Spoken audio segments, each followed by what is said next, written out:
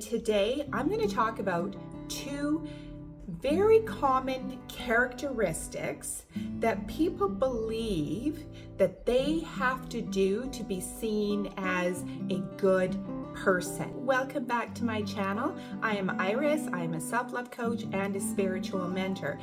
Do you often hear yourself say, I'm a good person? Yeah, but I'm a good person. And if that is you, just know that a lot of people feel like they are always in a position of having to prove that they are a good person. So I'm going to tell you right away that you are a good person and you do not need to do one or both of these two things that I'm going to talk about in this video in order to prove that you are a good person. So point number one is people pleasing. We've all heard about people pleasing. People pleasing really is simply, I am going to put the needs of others before my own.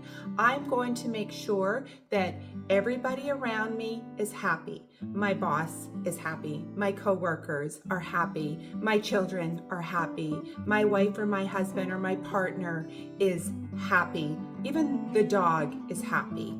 And so what happens is that we are giving so much of ourselves. We are giving so much of our energy. We're giving so much from a well that very quickly gets depleted.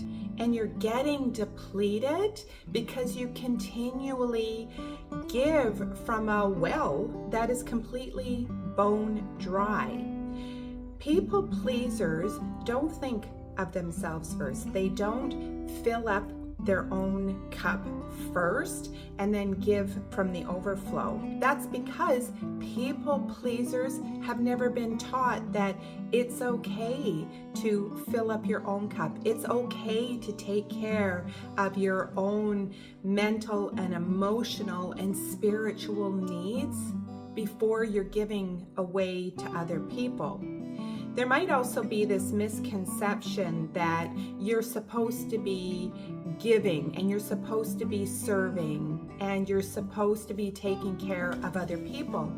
And while that's true, it doesn't mean that you have to sacrifice your own needs. So where does this come from? Well, like all things, it comes from childhood. We learn and we adapt to how we receive love, how we receive attention. How many of you have heard when you were younger, oh, you're such a good boy, oh, you're such a good girl? That pleasing feeling, that feeling of, oh, yes, I'm loved and they see me and I'm getting that attention and I'm a good boy and I'm a good girl. That feeling is what we start to chase our whole entire life. It's that feeling that we're wanting to recreate. But the problem with this is that it depletes us. But even when our well is dry, we keep doing it. We keep on giving of our time. We give our attention. We give our generosity. We give our money. Whatever it is, we keep on giving and giving and giving. The problem is that what we give, we do not receive in equal reciprocation. And do you want to know why that is? Is because overgivers and people pleasers have a propensity to attract people who are takers. And here's what's really interesting about people pleasers is that even if somebody offers to give back to you, we have been conditioned, we have formulated this pattern of belief that we have to be doing all of the giving. It's our people-pleasing outpouring. And so it is very difficult for us to receive. It's difficult for people pleasers to receive a compliment. It is very difficult for people pleasers to receive gifts and words of affirmation or have something done reciprocally for us. And so even if it does show itself and does present itself as an offering, we push it away. We're actually uncomfortable with other people's generosity. It's not within our comfort wheelhouse. And so what can happen is when we are giving so much of ourselves in exchange for that feeling of, yes, I'm good, I'm seen, I'm validated, and I'm appreciated. Appreciation is another thing that people pleasers are looking for.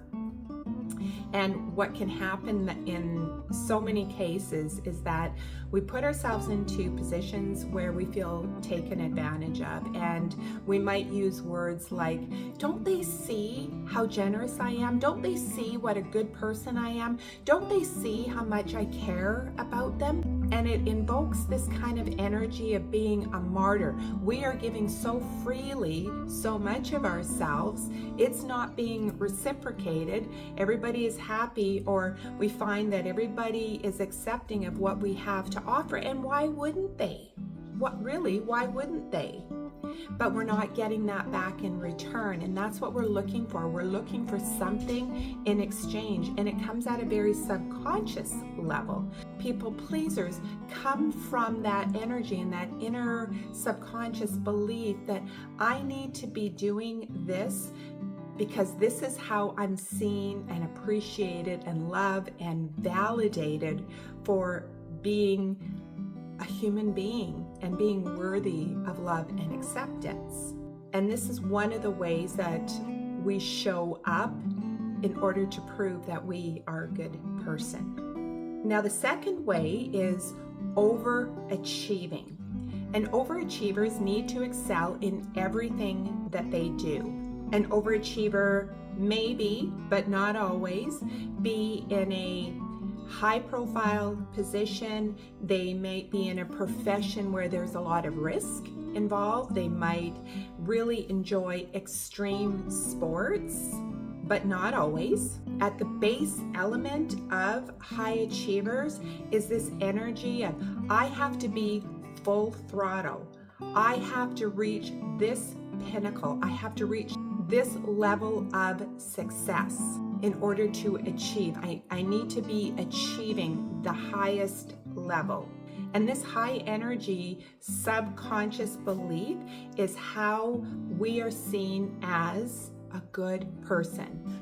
And it comes from our childhood. We learn this from childhood, that when we excel over and above what the baseline or standard level, that once we achieve this high level over and above achievement, we get rewarded in some way. We are given love. We are given a pat on the back. Somebody says to us, oh my goodness, you've done such a great job and you're so young. Wow, you did that. And in that energy, it is that validation of, oh yes, okay, this is how we get love. This is how we get seen. This is how we are seen as a good boy or a good girl, right? And we take that belief system out into our world, and we are then this high achiever. But it's not always presented in a nice way. Sometimes it's cultural things where the expectation is a high level of achievement, and then we are conditioned to always have to strive and reach for that high level. And when we don't meet that high level, then others are disappointed in us, which fuels that desire to keep on reaching. So there's two sides that people that are high achievers come from, but it comes down to a core belief, and this is what I need to do to be acceptable. But here's the problem with this. When we are continually full throttle, eventually we are going to burn out.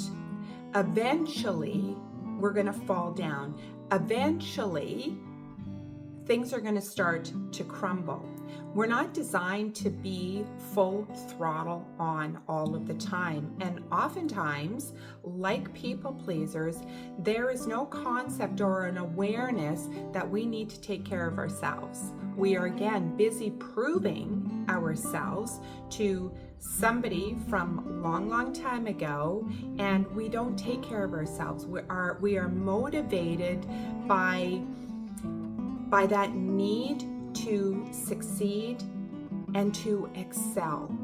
It's a subconscious belief that runs a pattern and a programming. And so what I see very often is when high achievers fall, they fall back into what a failure they are, that they are weak. They see their inability to push through at times when they've hit that wall. They see their inability not to succeed as a weakness in themselves, and it creates this self-loathing pattern of thought that they go into.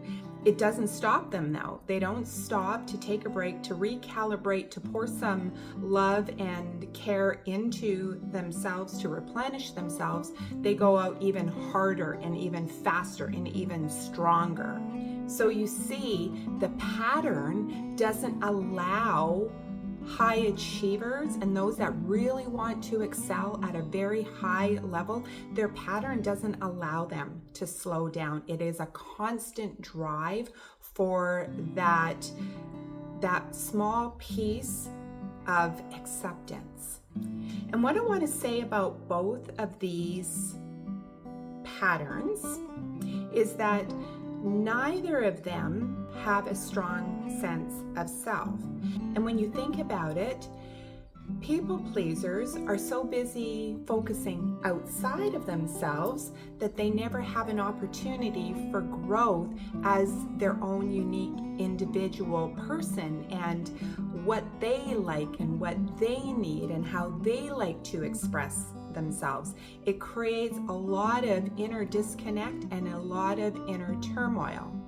And the same goes for a high achiever. They don't have a strong sense of who they are because, again, it's outside. They are trying to prove themselves to someone. Let me know, do you resonate with one or the other? I know for me, I'm a reformed people pleaser, and it was really difficult for me personally to reprogram my people pleasing patterns and becoming comfortable with pouring into myself and to become comfortable having boundaries with other people. But it is absolutely possible, and you can have boundaries and still be a good person.